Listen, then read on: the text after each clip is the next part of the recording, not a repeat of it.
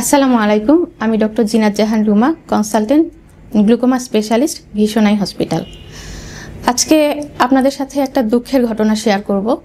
সেটা হচ্ছে, আমরা প্রায় এর ধরনের পেশেন্ট পাই। আজকে একজনের কথা বলছি যে 16 থেকে 17 বছর বয়স একটা ছেলে আমাদের এখানে এসেছে। চোখে একদমই দেখে না, প্রায় 2 চোখেই অনেক কম দেখে, হয়তো সামনে হাতটা একটু দেখতে পাই, এছাড়া তেমন কিছু দেখতে পায় না।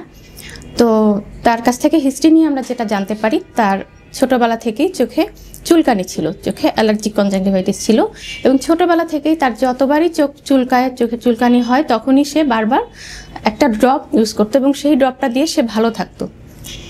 তো সেই ড্রপটা আসলে স্টেরয়েড জাতীয় একটা ড্রপ। এই ড্রপটা যে কোনো ফার্মেসিতে আপনি যখন চুলকানি নিয়ে যাবেন, ওরা এটা হয়তো সাজেস্ট করবে, এটা সাজেস্ট করে এবং এটা দিলে ভালো কাজ করে। কিন্তু এটা আস্তে আস্তে যেটা করে, চোখের প্রেশার বাড়িয়ে দেয় এবং সেটা আস্তে আস্তে চোখের অপটিক নার্ভটাকে ড্যামেজ করে দেয়। এবং চোখের অপটিক নার্ভ ড্যামেজ হয়ে যেটা হয়, এটা হচ্ছে এই রোগটাকে বলা হয় গ্লোকোমা। এবং এই গ্লোকোমার কারণে যখন চোখের নার্ভ ড্যামেজ হয়ে যায়, তখন চোখের জ্যোতি আস্তে আস্তে কমে যায়। এবং সেক্ষেত্রে যেটা হয়, এই যে জ্যোতি কমে গেছে, এইটা আর কখনো আগের অবস্থায় ফেরত আসে না। চোখের অন্যান্য রোগে যেমন কোনো সমস্যা হচ্ছে, সেটা ড্রপ দিয়ে বা যে কোনো অপারেশন করে হয়তো চোখের জ্যোতি আগের অবস্থায় ফেরত আনা যায়, কিন্তু গ্লোকোমার কারণে যে চোখের ক্ষতি হয়, সেটা যতখানি হয়ে গেছে এর থেকে ভালো অবস্থায় আর ফেরত আনা যায় না। আমরা যেটা করি, ড্রপ দিয়ে যেন সামনে আরও খারাপ না হয় এই অবস্থায় নিয়ে আসি। কিন্তু ওই বাচ্চাটার ক্ষেত্রে যেটা হয়েছে, যে তার একদম অ্যাডভান্স ড্যামেজ হয়ে গেছে এবং সেক্ষেত্রে আর আসলে খুব বেশি করার কিছু থাকে না। তো আপনারা চিন্তা করেন, একটা 16-17 বছর বয়সী একটা বাচ্চা, সে একদমই চোখে কিছু দেখে না। এর থেকে দুঃখের আর কি থাকতে পারে? তার সামনের সারাটা জীবন পড়ে আছে।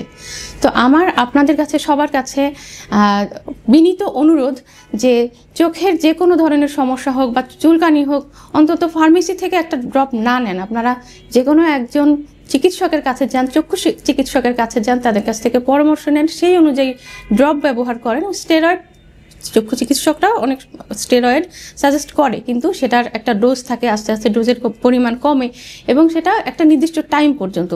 ডাক্তার ঠিক যে কয়দিন ড্রপ দিতে বলে, এর বাইরে কখনো আর ড্রপ দিবেন না। অতটুকু সময়ের জন্যই ড্রপ দিবেন, এরপরে সমস্যা হলে আবার ডাক্তার দেখাবেন। আসেন আমরা সবাই মিলে ছোট বাচ্চাদের বা অল্প বয়সী ছেলে মেয়েদের অন্ধত্ব প্রতিরোধ করি। Thank you.